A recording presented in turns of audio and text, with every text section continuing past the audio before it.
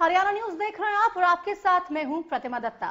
प्रदेश के सबसे पुराने और सबसे विश्वसनीय चैनल में आज आपकी मुलाकात होगी युवा सांसद, जो अब लाखों युवाओं के दिलों की धड़कन बन चुके हैं।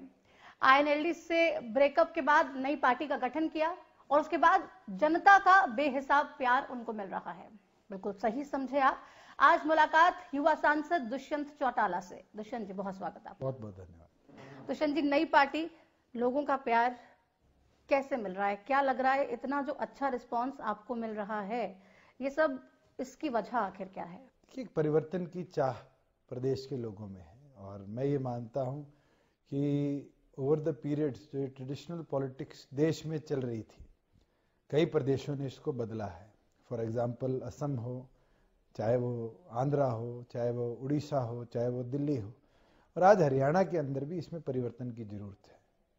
और आज कहीं ना कहीं फ्यूचरिस्टिक सोच के साथ प्रदेश के युवा को कैसे समृद्ध किया जाए, कर्मचारी के अधिकारों को कैसे फुलफिल किया जाए, किस प्रकार से किसान को जो आज उसके कर्जे की मार है या उसकी जो आर्थिक हालात है उससे कैसे उभारा जाए, महिला व्यापारी को कैसे सुरक्षा दी जाए, इन तमाम विषयों पर मुझे लगता है कि हरियाणा की जनता ने एक मन बनाया है और वो मन जननायक जनता पार्टी है। और इस कम दौर के अंदर हमें मानते हैं जैसे जींद का चुनाव 40 दिन में हमारे संगठन के निर्माण से लेकर हमारे बीच में आया और अपार प्यार मिला। लगभग 38,000 वोट जननायक जनता पार्टी को जींद में मिले।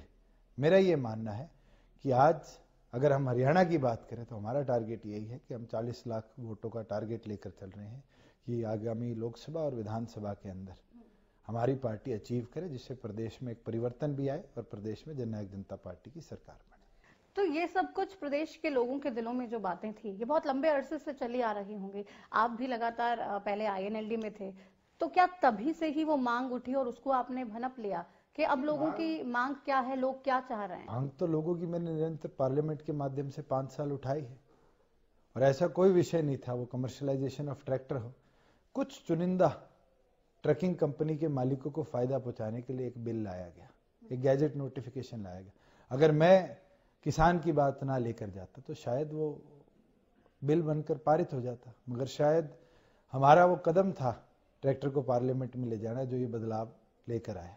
इसी प्रकार से अनेकों ऐसे विषय थे, चाहे वो रोजगार के हों, चाहे वो फॉरेस्ट के कवर को तोड़ने की बात हो, हमने हर विषय को अलग अलग समय उठाते रहे। छात्र संघ चुनाव की बात दिग्विजय सिंह ने उठाई और बहुत अच्छे तरीके से इस सरकार को लामबंद किया कि सरकार झुके, उस रूल को लेकर आए और रूल को लाकर प्रदेश के अंदर छात्र संघ चुनाव की बहाली 22 साल बाद करे।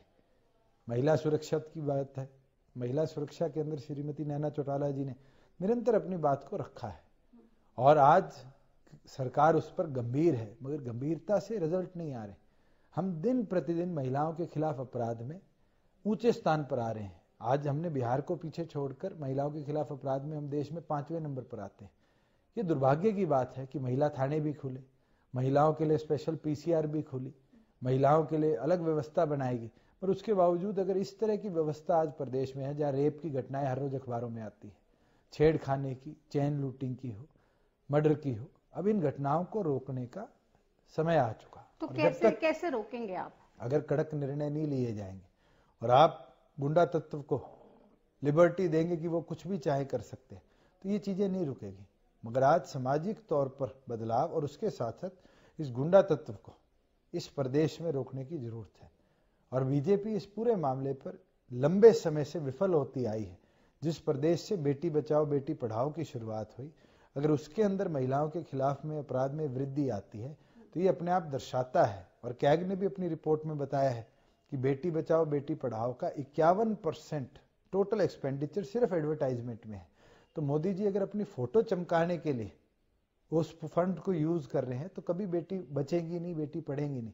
अगर जरूरत थी तो ग्रामीण अंचल में जाकर महिला सशक्तिकरण के लिए और महिला सुरक्षा के लिए सरकार को कदम उठाना। ये सिर्फ एक पब्लिसिटी स्टंट बन के रह गया सर। बिल्कुल, अगर कैग खुद बताती है कि 51% पैसा टोटल एलोकेटेड बजट का बेटी बचाओ का सिर्फ विज्ञापनों पे लगाया गया है, तो आप खुद समझ सकते हैं, आप तो पत्रकार हैं, आपने खुद देखा है कि किस प्रकार से मोदी जी ने हर चीज में अपनी ब्रांडिंग को प्राथमिकता दी है, ना कि जो सामाजिक सोशल इश्यूज थे उसको चेंज करने के लिए, अपलिफ्ट करने के लिए वो विचारधारा। लेकिन ये आरोप तो आप पर भी लग रहा है आजकल, कह रहे हैं कि सिर्फ अपनी ब्रांडिंग करना चाहते हैं, खुद सीएम बनना चाहते हैं, इसलिए हर षड्यंत्र रच दिया। अगर दुष्यंत सिंह चौटाला ने कभी अपने मुंह से कहा कि मैं सीएम बनना चाहता हूं तो मैं मेरी ब्रांडिंग करता। मैं तो पहले दिन से लेकर आज तक कहता हूं कि मेरी प्राथमिकता लोकसभा चुनाव की है, और अगर लोकसभा चुनाव लड़कर सीएम बना जाता है तो जरूर फिर तो बदलाव क्यों नहीं आएगा, प्रधानमंत्री क्यों ना बनूं। मगर लोगों की जो चाह है, क्या मैं उसको इनकार कर सकता हूं? अगर कोई व्यक्ति ये चाहता है कि हाँ वो मेरे में काबिलियत देखता है कि मैं बदलाव ला सकता हूं, मेरी सोच चेंजेस ला सकती है, तो मुझे लगता है कि मेरे को उनकी विचार, उनकी भावनाओं के लिए भी अपने आप को ढालना पड़ेगा। तो आईएनएलडी से क्या दिक्कत थी? वहां पर तमाम विचार, भावनाएं मिलने बहुत लंबा समय हो चुका है, और एक ही चीज आती है कि आईएनएलडी से क्या दिक्कत थी। ना मेरे को कभी दिक्कत थी, ना आज दिक्कत है। आईएनएलडी एक संगठन था जिसका मैं हिस्सा था, मैं सांसद उससे बना। उस पार्टी ने मेरे को अपने दल से बाहर कर दिया, मेरी सदस्यता छीन ली। मेरे पास दो ऑप्शन थे, या तो मैं एक नालायक बच्चे की तरह दरवाजे पे रोता, गिड़गिड़ाता और वहीं दबकर बैठ जाता, या फिर एक लायक बच्चे की तरह उठा, खड़ा हुआ, एक संगठन खड़ा किया। उस संगठन ने आईएनएलडी को पीछे छोड़ा। मगर आज भी मेरे को कोई दिक्कत नहीं है, मगर शायद आईएनएलडी को यह दिक्कत है कि घुमा फिरा के 4 महीनों से बाद दुष्यंत पे, जननायक जनता पार्टी पे, दिग्विजय पे आकर रह जाते हैं। हमारे विचार जो है एक ही सोच के हैं कि हमने भारतीय जनता पार्टी और कांग्रेस को, जो नेशनलिस्ट सोच के नाम पर इस देश को बर्बाद कर रहे हैं, उससे बाहर करना है। और एक ही चीज इस प्रदेश में लेकर आनी है कि रीजनल पार्टी समृद्ध हो, अपने रीजन की बातों को केंद्र लेवल पर मजबूती से रख पाए और केंद्र में बदलाव लाए। ओपी चौटाला बार बार ये क्यों कहते हैं? पहले तो कहते थे बच्चे भटक गए, बच्चों को किसी ने बहका दिया, अब कह रहे हैं ये गद्दार हैं। मेरे को तो देशद्रोही भी बोला है। मैं तो आपको पूछता हूं कि सीआरपीसी के अंडर एक पार्टी से निष्कासित होने के बाद आप दूसरी पार्टी खड़े कर लेते हैं, उसके ऊपर कौन सी धारा लगनी चाहिए? फिर तो पूरी बीजेपी देशद्रोही है, जिनने जनसंघ को छोड़कर जनता पार्टी बनाई और आज भारतीय जनता पार्टी बनी। फिर तो सबसे बड़ी दोषी तो कांग्रेस पार्टी है, जिनने एआईसीसी से छोड़कर कांग्रेस इंदिरा बनाई और फिर एआईसीसी में चली गई। आज तो आईएनएलडी फिर सबसे बड़ी दोषी है, जिसने जनता पार्टी, जनता दल, लोक दल, समता पार्टी, दमकीपा, इतने दल छोड़कर लास्ट में आईएनएलडी बनाने का काम किया। आज राजनीतिक विचारधाराएं अलग हुई है, और हमने भी राजनीतिक विचारधाराएं अलग होने के बाद ये निर्णय लिया कि हमें एक शुरुआत करनी है। और राजनीति में आदमी घर बैठ कर राजनीति नहीं कर सकता। राजनीति तो जन भावनाओं के साथ जुड़कर है। जैसे आपने शुरुआत करी कि आज जनता की भावना आपके साथ जुड़ी है, जब मैं कहता हूं जनता की भावना मेरे साथ है, या मेरी सोच के साथ है, या हमारे संगठन के साथ है, या संगठनित तौर पर उस आगे बढ़ने की है, तो क्यों नहीं हरियाणा के हित के लिए, हरियाणा की आवाज बनने के लिए, हरियाणा की बात रखने के लिए हम सब एक होकर एक नई शुरुआत क्यों ना करें? तो बार बार तो ये आरोप है कि आपने आईएनएलडी में रहकर तमाम षड्यंत्र रचे, पार्टी को तोड़ने की कोशिश की, आपकी खुद ख्वाहिशें बहुत थी, इसलिए पार्टी में कोई सुन नहीं रहा था, आप अलग हो गए। इसलिए जब हमें पार्टी से निष्कासित किया गया तो एक बात कहेगी कि हम बीजेपी के साथ मिलकर काम कर रहे हैं, और ये आरोप लगाया कि मैं अमित शाह जी से मिला, अनिल जैन से मिला। फिर उसके बाद कह दिया गया कि मैं भूपेंद्र हुड्डा से मिला, कांग्रेस के साथ मिलकर काम कर रहा हूं। रैली के मंच से ये कह दिया गया था कि ये तो कांग्रेसी एजेंट हैं जो इस तरह के नारे लगा रहे हैं। मैं आज भी कहता हूं, क्या एक सबूत कोई आपको दे पाया कि मैंने आईएनएलडी के साथ गद्दारी करी? निष्ठा के साथ आईएनएलडी से 1 रुपए भी ना लेकर पूरी जिंदगी उस पार्टी को मैं समर्पित था। नतीजा, बिना किसी इंक्वायरी के, बिना किसी क्वेश्चन के हमें बाहर का रास्ता दिखा दिया गया, बिना आरोपों के। और हमने उस पर भी प्रश्न चिन्ह नहीं लगाया, ना उस पार्टी का झंडा लिया, ना डंडा लिया, ना उस पार्टी का नाम लिया, ना हमने उनके खाते से आज तक 1 रुपया लिया। मेरी नॉमिनेशन के पैसे भी मैंने मेरे अकाउंट से दिए थे। उसके बावजूद भी ये कह दिया जाता है मैंने पार्टी को धोखा दिया, मैं तो षड्यंत्रकारी हूं। तो यहाँ तक कहते हैं कि लड़ते के तो सींग पकड़ लो, लेकिन झूठे का क्या करोगे आप? कौन झूठा है? आपको बार मैं बार तो आपसे अभी पूछकर हटा हूं कि इतने आरोप लगाए गए, किसी एक का तथ्य आपके सामने आया? मुलाकातों को लेकर भी बहुत बार जब भी सवाल पूछे गए, ओपी चौटाला से भी, मैं खुद भी मैं मिली थी, मैंने उनसे सवाल पूछा, उन्होंने कहा कभी मैं मिला ही नहीं। तो मैंने कब कहा, राजनीतिक तौर पर जिस दिन मेरे को पार्टी से निष्कासित किया गया है, आज तक मैं उनसे नहीं मिला। और जहां पारिवारिक तौर की बात है, मुझे किसी टीवी चैनल पे ये स्पष्टीकरण देने की जरूरत नहीं है कि मेरी किससे मुलाकात होती है। और मैं आज कहता हूं कि राजनीतिक तौर पर आईएनएलडी सुप्रीमो से ना मैं मिला, ना आने वाले समय में मैं मिलूंगा। पर पारिवारिक तौर पर जो खून का रिश्ता है, उस पर तो ना आप रोक लगा सकते, ना सुप्रीम कोर्ट रोक लगा सकता। उस पर कोई रोक नहीं लगा सकता, लेकिन पारिवारिक रिश्ते जब इस तरह टूट के बिखर के मीडिया के सामने आने लगे, अपने पोतों को दादा इस तरह के आरोप लगा के बातें बोलने लगे, अपनी बहू के बारे में तमाम तरीके की बातें हूँ आपकी माता। मैंने तो चौटाला साहब के मुंह से कोई भी उनकी बहू के बारे में विचार नहीं सुना। तो चौटाला साहब से मैंने बात की, उन्होंने ये कहा अभय चौटाला सब कुछ बहुत अच्छा कर रहे हैं, जो वो कह रहे हैं सब कुछ सही है और गलती आप लोगों की थी। अगर वो अपने बेटे को ये जिम्मेवारी दे रहे हैं तो उनका नेतृत्व है, वो पार्टी के सुप्रीमो है। आज हम उनकी पार्टी का हिस्सा तो नहीं है। अगर हम उनकी पार्टी का हिस्सा होते और जब वो ऐसी चीज कहते तो मैं उस पर टिप्पणी करते। इस पर तो शायद आईएनएलडी के प्रदेश अध्यक्ष बोले कि क्यों ऐसी बातें कहेगी, मेरे तो टिप्पणी करने की इस पर जरूरत नहीं है। जींद बाय इलेक्शन में हमने आईएनएलडी का हाल देखा, कहीं पर भी स्टैंड नहीं कर रही थी इंडियन नेशनल लोकदल। सबसे बड़ी वजह आपको क्या लग रहा है, आपने साथ छोड़ दिया, आप अलग आ गए, क्या इसका खामियाजा था? तो इतना बोलता हूं कि जनभावनाएं आज उनसे जुड़ी नहीं, और एक लाइन का यही आंसर है कि जनभावनाएं जब राजनीति में आपके साथ नहीं होती तो ऐसे नतीजे और निष्कर्ष आते हैं। जनभावनाएं जनता पार्टी के साथ जुड़ी थी, इसलिए 40 दिन में हम 38,000 पे पहुंचे। हमारे पास समय है 40 दिन और का, लोकसभा के चुनाव है और आपको मजबूती से 10 की 10 लोकसभा पर हम लड़कर और मजबूती से जीतकर दिखाने का भी काम करें। और हम तैयार हैं अगर विधानसभा भी साइमल्टेनियस होते हैं। जनभावनाएं आज बदलाव चाहती हैं, और बदलाव ऐसी सोच का जहां हरियाणा प्रदेश के शहर से लेकर गांव तक, युवा से लेकर बुजुर्ग तक, हर वर्ग को हम साथ लेकर चलें। और हमारा तो ये प्रयास रहा है, जिस दिन 17 तारीख को ये निर्णय डॉक्टर अजय सिंह चौटाला जी ने लिया कि हम सब त्याग कर एक नई शुरुआत करेंगे, एक एक कार्यकर्ता ने समर्पित तौर पर उस दिन से लेकर आज तक इसके ऊपर काम किया है और आने वाले भविष्य में भी काम करेंगे। लेकिन ओपी चौटाला साहब कह रहे हैं कि जननायक जनता पार्टी का जींद का प्रदर्शन भी वो कुछ नहीं मान रहे। मैंने पूछा था कि आप खुश हैं बच्चों के इस परफॉर्मेंस से, कहते हैं परफॉर्मेंस की होती तो खुश होता, कुछ किया ही नहीं तो मैं खुश क्या। मुझे ये बताओ कि कभी सोनिया गांधी ये कहेगी कि 288 मोदी के आए, मोदी ने अच्छा परफॉर्म किया? लेकिन आपके दादा हैं, दादा तो खुशी, अगर पारिवारिक तौर पे प्रॉब्लम्स नहीं है। हमारे विपक्ष की पार्टी के राष्ट्रीय अध्यक्ष भी हैं, और जहां राजनीतिक बात आती है, राजनीतिक आदमी को फिर सारे रिश्ते भुलाकर राजनीतिक बात रखनी पड़ती है। और जहां पारिवारिक बात आती है, वहां उनने भी कहा है कि खून के रिश्ते तो टूटते नहीं। तो ये दोनों चीजें बहुत अलग हैं, और मुझे लगता है कि प्रेस को भी बारी बारी इस चीज को कंफ्यूजन में लाने में बड़ा मजा आता है। मैंने डे 1 से कहा था कि हम तो चाह रहे हैं सब कुछ क्लियर हो जाए, क्योंकि देखिए जब आप ही के घर से तमाम लोग बाहर आकर प्रेस में बोलेंगे, आरोप लगाएंगे, तो प्रेस का तो ये काम हो जाता है ना कि सवाल पूछना, क्योंकि जनता तो सोच रही है कि आखिर ये चल क्या रहा है। मैं पहले दिन भी कह चुका था कि हमारे राजनीतिक रास्ते अलग हैं, और जब आप राजनीतिक तौर पर बात करते तो फिर उस पर पारिवारिक बातें डालने का काम नहीं है। क्या कभी किसी टीवी एंकर से यह पूछा जाता है कि उनकी रसोई में रोटी कौन बनाता है? रसोई में रोटी बनाने वाले अगर खुद भी मीडिया में आकर एक एंकर बन जाएं तो शायद वो भी पूछा जाएगा। लेकिन अगर एक ही परिवार के सब लोग राजनीति में होंगे तो मुझे लगता है इन सवालों का सामना तो करना पड़ेगा। उनसे पूछिए ना जो रोटी बनाने वाले होते हैं, उनसे तो ना पूछिए जो रोटी खाने वाले होते हैं। इसमें तो बहुत अंतर है कि रसोई में काम कौन करता है और घर के बाहर काम कौन करता है। आप दोनों चीजों को जब राजनीतिक तौर पर मिलाने लग जाएंगे फिर राजनीति नहीं होती। हमने जब कहा कि आईएनएलडी से हमारी राजनीतिक विचारधाराएं अलग है, तो फिर आईएनएलडी सुप्रीमो हो चाहे आईएनएलडी के सदस्य हो, हम उनसे अलग होकर काम करें।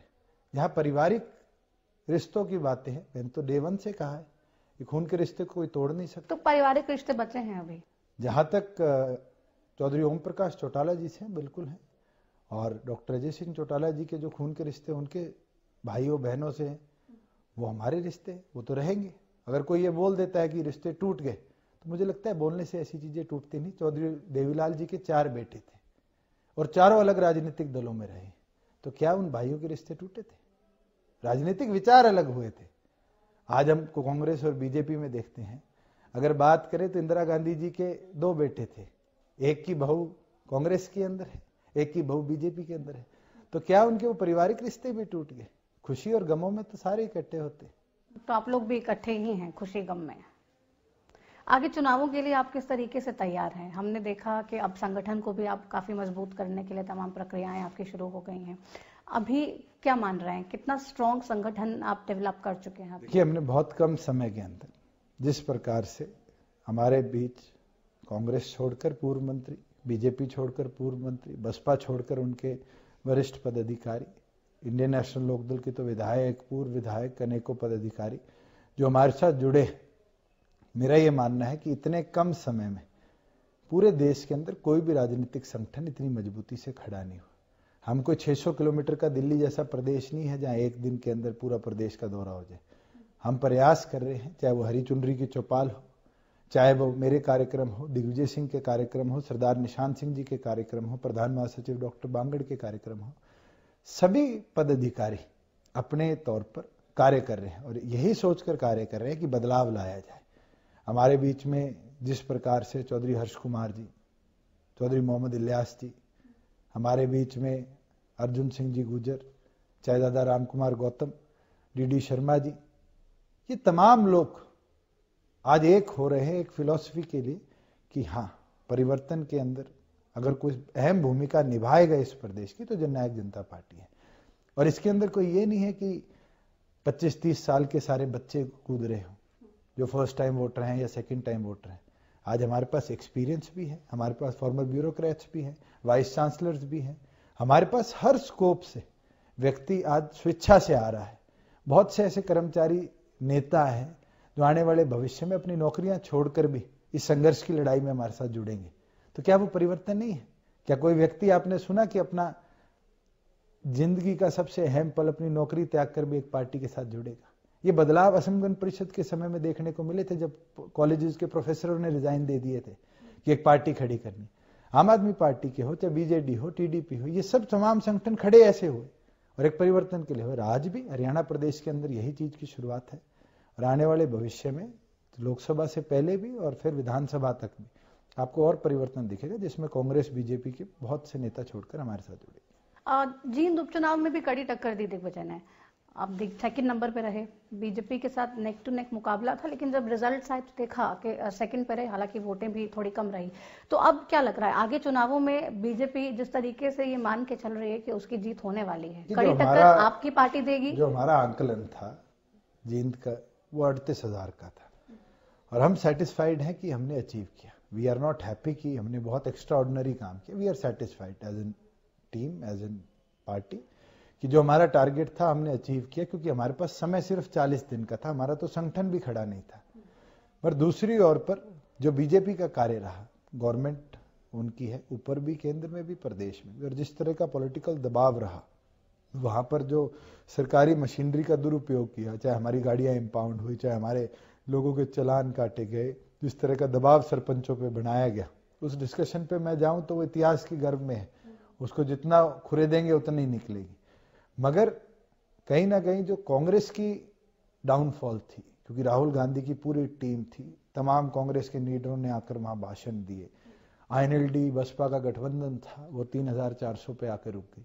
अगर ये परिस्थितियां देखें तो मैं मानता हूं इन पॉलिटिकल पार्टीज का फेलियर था जो बीजेपी को इस मुकाम पर पहुंचा गया। तो आप आगे चुनावों में लग रहा है कि कड़ी टक्कर अगर कोई पार्टी देगी तो जननायक जनता पार्टी होगी? बिल्कुल देगी। हरियाणा की जनता ने जींद के माध्यम से एक चेहरा तो दिखाई दिया कि आज हरियाणा प्रदेश के अंदर बदलाव का कोई चेहरा है और बीजेपी को बाहर का रास्ता दिखाने की कोई एक दल में ताकत क्षमता है, तो जननायक जनता पार्टी है। और बिल्कुल आने वाले भविष्य में उसी मजबूती के साथ सारे साथी मिलकर कार्य करेंगे। अभी देश में जो मौजूदा हालात चल रहे हैं, लोगों में काफी गुस्सा है पाकिस्तान के कामों को लेकर, उनके तरफ से जो आतंकी हमला हुआ उसको लेकर, और तमाम देश के लोग एक सख्त एक्शन की मांग कर रहे हैं। सरकार कोशिशें तो हालांकि कर रही है, लेकिन अब आपने भी चिट्ठी लिखी और ये कहा कि आप स्पेशल सेशन बुलाइए, आप 370 हटाइए, 35 है आप हटाइए। मोदी जी प्रधानमंत्री बनने से पहले देश भर में कहते थे कि कश्मीर को हिंदुस्तान का एक मजबूत अंग बनाने के लिए 370 हटाने की जरूरत है, 35A हटाने की जरूरत है। मोदी जी जब प्रचारक होते थे और बीजेपी के अंदर जब प्रभारी होते थे, उनने धरने भी इस मामले पर दिए। मगर आज जहां उनके पास पूर्ण बहुमत है, और देश एक होकर उनके साथ खड़ा है कि ये बदलाव लाइए, वो कहीं ना कहीं भाग रहे हैं। और आज रणनीति नहीं बना रहे देश सुरक्षा पे, आज राजनीति कर रहे हैं। कभी आपने अमेरिका की, पाकिस्तान की, यूके की सीसीएस की मीटिंग अखबारों में, टीवी पे पिक्चराइज होते देखी है? ये एक सीक्रेसी का काम है कि आपकी नेशनल पॉलिसीज के लिए कब बैठकें होती है, क्या नेशनल सिक्योरिटी पे काम होता है। पर मुझे लगता है कि मीटिंग बाद में शुरू होती है, पहले मोदी जी की फोटो ट्वीट होती है कि सीसीएस की मीटिंग में ये लोग मौजूद। आज विंग कमांडर अभिनंदन का देश वापस आना, 53 जो हमारे जवान शहीद हुए हैं उनकी शहादत को बीजेपी के क्रेडिट में छुपा कर बैठा है। मुझे गर्व था अटल बिहारी वाजपेयी जी पर, जहां कारगिल युद्ध में हमारा एक हेलीकॉप्टर क्रैश हुआ था और वहां पर एक पायलट को 6 दिन में उन्होंने एक्सट्रेडिट कराया, अपने देश में वापस लाने का काम किया। और अटल बिहारी वाजपेयी जी ने कभी अखबार में और टीवी में आकर ये नहीं कहा कि इसको लाने का काम मैंने किया। ये जिनीवा कन्वेंशन के माध्यम से हर नेशन को फॉलो करना पड़ता है।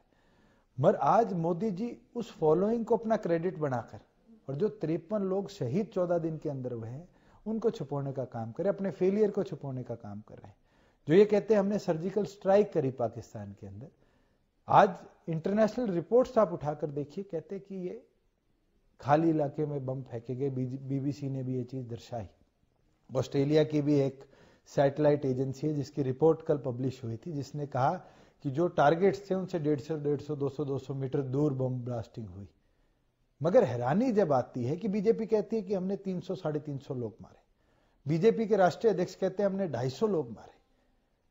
वहीं जब पार्लियामेंट के अंदर डिफेंस कमेटी की बैठक में यही सवाल फॉरेन सेक्रेटरी से पूछा जाता है, डिफेंस सेक्रेटरी से पूछा जाता है, तो कहते हैं कि हमारे पास कोई आंकड़े नहीं है। आर्मी ऑफिशियल्स ने भी यही कहा।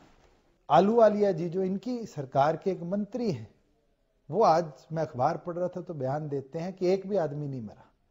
तो क्या ये दर्शाता नहीं कि नेशनलिस्ट सोच को इस तरीके से बीजेपी अपने चुनावी प्रोपेगेंडे में इस्तेमाल कर रही है? लेकिन अभी भी आरोप लग रहे हैं कि बाकी पार्टियां साथ नहीं दे रही हैं, सब झूठ बोल रहे हैं कि हाँ ठीक है, हम आपके साथ हैं, आप एक्शन ले लीजिए, आप स्पेशल सेशन बुलाइए, लेकिन हम इसको नहीं कर सकते क्योंकि सब ढोंग कर रहे हैं। ये कहा जा रहा है। अगर बीजेपी के पास पूर्ण बहुमत है तो फिर किसको साथ लेने की जरूरत है? आज तो they are the largest party in Rajya Sabha, they are the only party which has proper government in Lok Sabha. हम साथ देने को तैयार हैं। आप 370 हटाइए, 370 हटते ही कहीं ना कहीं जो ऑटोनॉमी के ऊपर आज प्रतिबंध है आर्मी की, वो खुलेगा और आर्मी फिर मजबूती से अपने बॉर्डर्स को सिक्योर करेगी। जो ये इन्फिल्ट्रेशन है जो वहां लग रहा है कि सिर्फ अभी इन सब चीजों से वोट बटोरने की कोशिश है और चुनावों में सिर्फ जीत हासिल करने के लिए सब कुछ हो रहा है। पार्लियामेंट के आखिरी दिन के जस्ट बाद ये सारी चीजें हुई। मोदी जी का आखिरी दिन as prime minister in the parliament जो था, क्योंकि आखिरी बजट था, इंटरम बजट, उसके बाद ये सारा वाकया क्यों आया और लोकसभा चुनाव से पहले क्यों ये 5 साल के अंदर इस चीज के ऊपर सरकार ने पॉलिसी फॉर्मेशन का काम नहीं किया? ये तो एक प्रोपोगेंडा है कि देश हित की बात करके, राष्ट्रवाद की बात करके आगामी लोकसभा में बीजेपी इस चीज को चुनावी प्रोपोगेंडा के तौर पर, इसके बूते आपको लगता है जीत जाएगी बीजेपी? देश की जनता बहुत समझदार है, सुलझी भी है। आज मीडिया को तो जरूर मैनेज कर सकते हैं, मगर सोशल मीडिया को तो नहीं कर सकते। आज इंटरनेशनल मीडिया को तो आप नहीं मैनेज कर सकते। जो रिपोर्ट्स अल जजीरा की आई हैं, जो बीबीसी की आई हैं, जो और CNN और जो बड़े चैनल हैं उनकी आई है, वो अपने आप दर्शाती है कि ये प्रोपोगेटेड एजेंडा था। और अगर इस तरह का एजेंडा प्ले किया जा रहा है तो मुझे लगता है कि देश हित के लिए बहुत नुकसानदायी है। इसके परिणाम बीजेपी को नहीं भुगतने पड़ेंगे, देश को भुगतने पड़ेंगे और देश की जनता को समझकर इस पर निर्णय लेना पड़ेगा।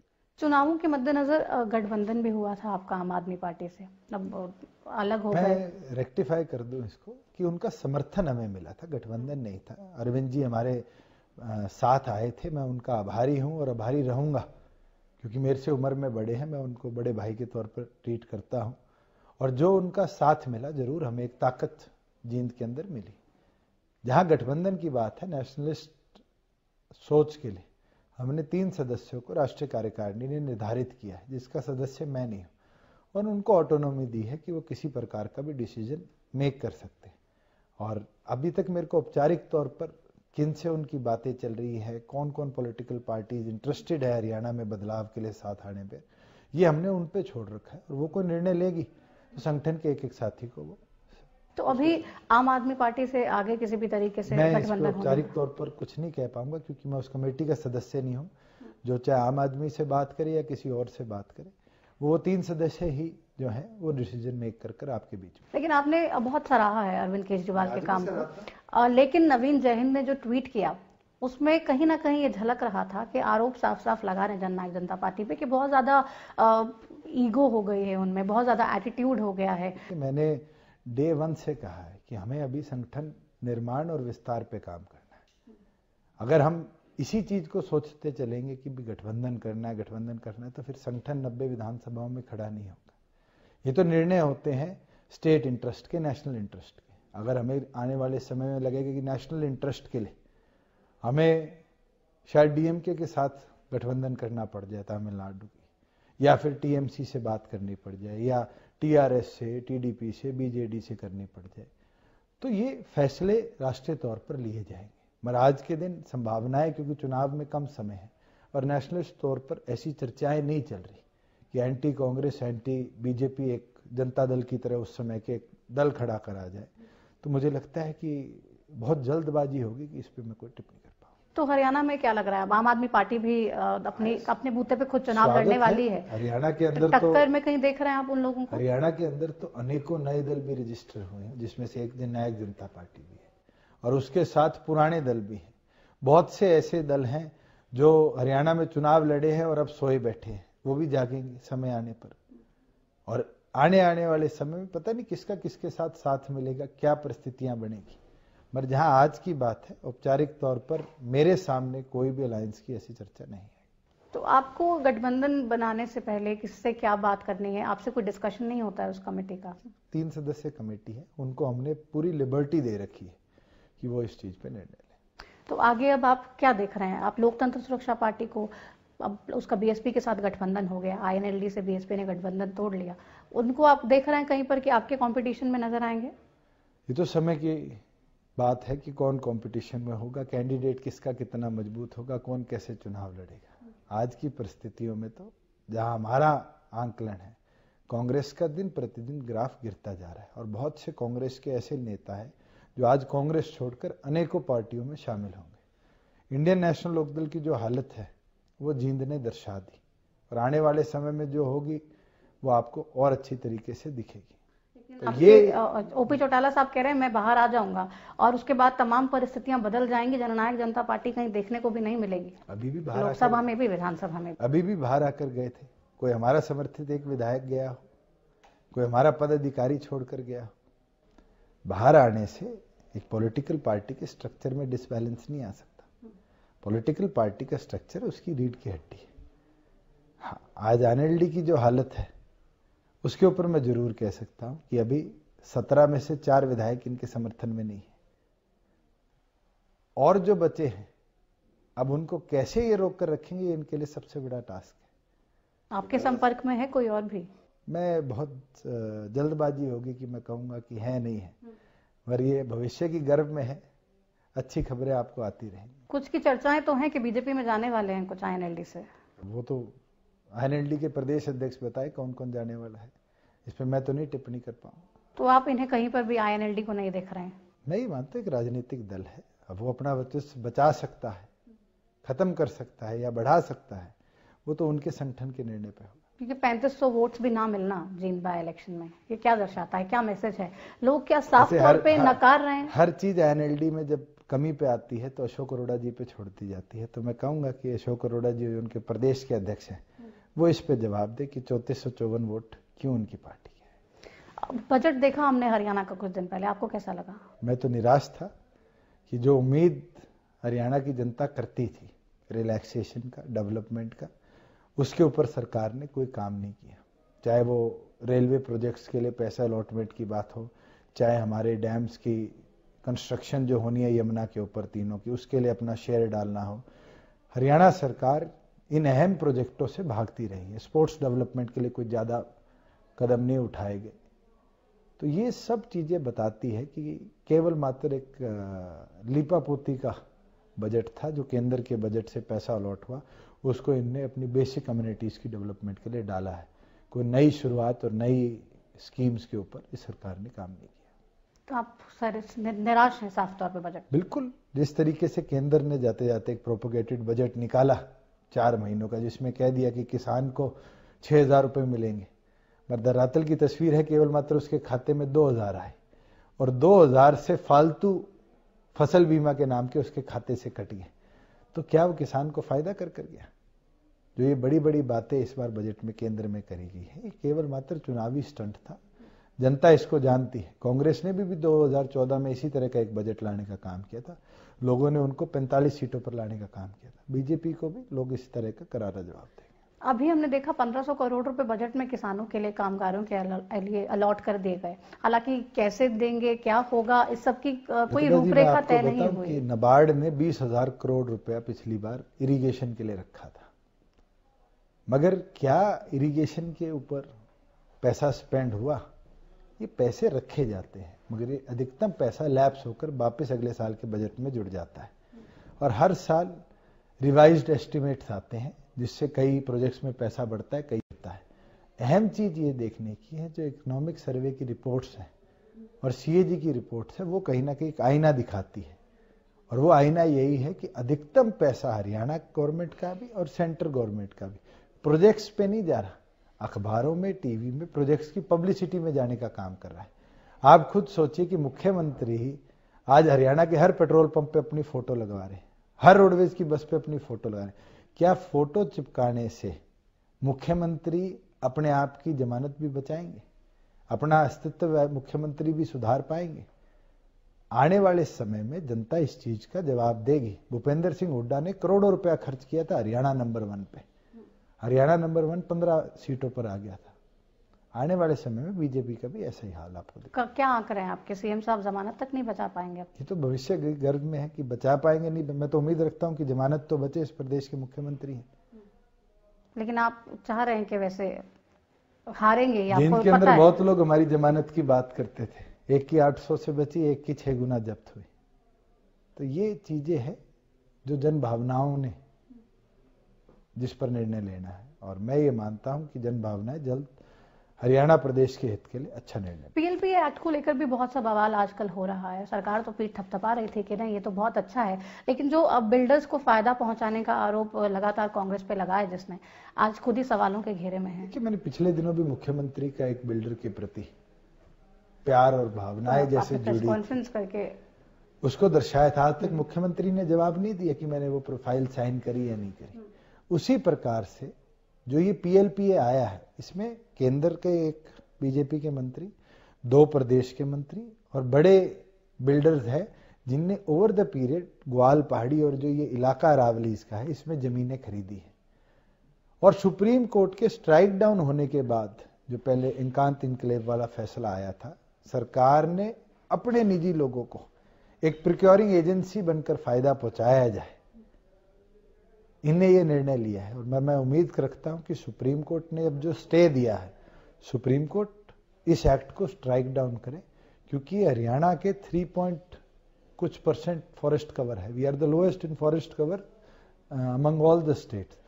इस प्रदेश के फॉरेस्ट कवर को बचाने के लिए मजबूत निर्णय सुप्रीम कोर्ट ले, जिससे एटलीस्ट दिल्ली के आसपास जो हरियाली दिखती है, जो हमें थोड़ी बहुत चिड़िया चाहती दिखती है, या थोड़ा बहुत एक ग्रीन कवर हमें दिखता है, फॉरेस्ट कवर दिखता है, वो हमारा बचा रहे। नहीं तो अगर भारतीय जनता पार्टी इस तरह की एक ऑर्गेनाइज्ड लूट चलाती रही तो फिर हरियाणा प्रदेश में जंगलात की जमीन बिल्कुल नहीं बचेगी। तो इससे साफ साफ नुकसान है हरियाणा को। तो सरकार ये बार बार क्यों कह रही है कि साफ तौर पे आरोप लग रहे हैं, हम सरकार के तमाम चीजें हरियाणा के हित में हो? सरकार के लोग इसमें इन्वॉल्व हैं और मुख्यमंत्री एक ऑर्गेनाइजर की तरह इस तमाम गवर्नमेंट मशीनरी का इस्तेमाल करके अपने लोगों को इसमें फायदा पहुंचा रहे हैं। अब लोकसभा विधानसभा चुनाव आपको लग रहा है एक साथ होंगे? हालांकि अभी तो ऐसी कोई उम्मीदें नहीं। भारतीय जनता पार्टी का फैसला है तो कैबिनेट निर्णय ले सकती है और शायद एक आधे दिन में कैबिनेट है जो ये निर्णय लेगी कि ये इलेक्शन इकट्ठे होंगे या नहीं होंगे।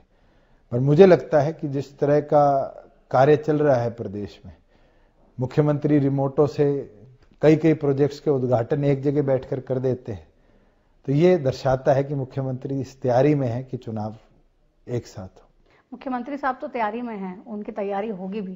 जननायक जनता पार्टी की तैयारी पूरी तौर पर तैयार है। हमारे लोकसभा के प्रभारी नियुक्त कर दिए गए थे, उनने लोकसभा लेवल पर भी अपना काम किया है और साथ में 90 विधानसभा की भी वो रिपोर्ट बना रहे हैं और लगभग हम गेयर्ड अप हैं कि अगर कल चुनाव होते हैं तो हम 90 और 10 पर पूरी मजबूती से लड़े।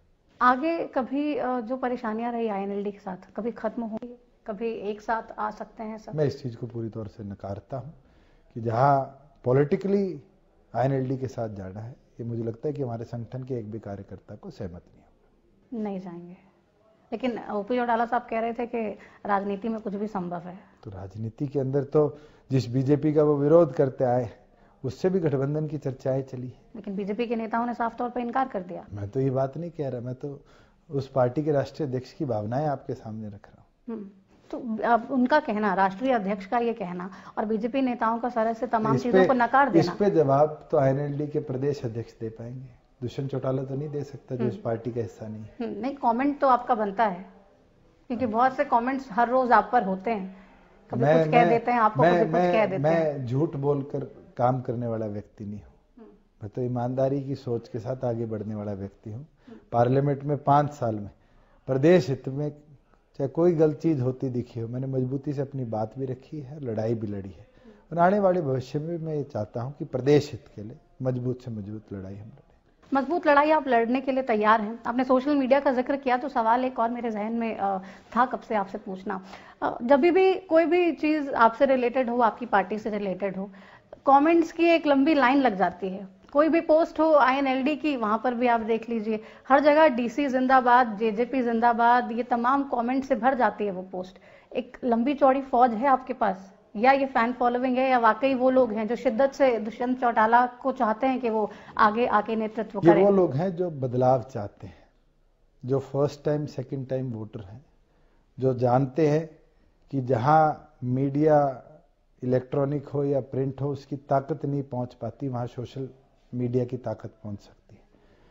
मगर ये बहुत वॉलेटाइल सा सेक्टर है, इसकी फ्लेक्सिबिलिटी बहुत ज्यादा है, मगर कहीं ना कहीं वो फ्लेक्सिबिलिटी पॉजिटिव वे में भी जा सकती है और नेगेटिव में भी जा सकती है। तो मैं ये मानता हूं कि ये हरियाणा का अधिकतम वो युवा वर्ग है जो ये बदलाव चाहता है और इसीलिए फिर इस तरह के लोग जोश और उत्साह के साथ कार्य करते हैं। जब भी लोग बदलाव चाहते हैं तो सामने जो उनको उम्मीद दिख रही होती है उसके ऊपर हमने देखा, पिछले विधानसभा के चुनावों की बात कर लें या लोकसभा के चुनावों की बात कर लें, भारतीय जनता पार्टी से बहुत उम्मीदें थी और अभी हरियाणा के लोगों से बात करके लगता है कि उन्हें जननायक जनता पार्टी दुष्यंत चौटाला से बहुत उम्मीदें हैं। बहुत बड़ा चैलेंज मानते हैं आप इसको? मैं तो आपका धन्यवाद करूंगा कि आप हरियाणा की जनता की बात तो रख रहे हैं। अगर उनको मेरे से उम्मीद है, और उम्मीद अगर इसलिए जागी है कि मैंने 5 साल में कुछ कर दिखाया है, कुछ दर्शाया है बदलाव के तौर पर, तो बिल्कुल उनकी उम्मीद पर मैं आने वाले भविष्य में भी खरा उतरूंगा और जो भी जिम्मेवारी आने वाले भविष्य में मेरे कंधों पर आएगी, ना मैं पहले जिम्मेवारियों से कतराया, ना आने वाले भविष्य में कतराऊंगा। लेकिन वो चाहते हैं कि आप सीएम बने।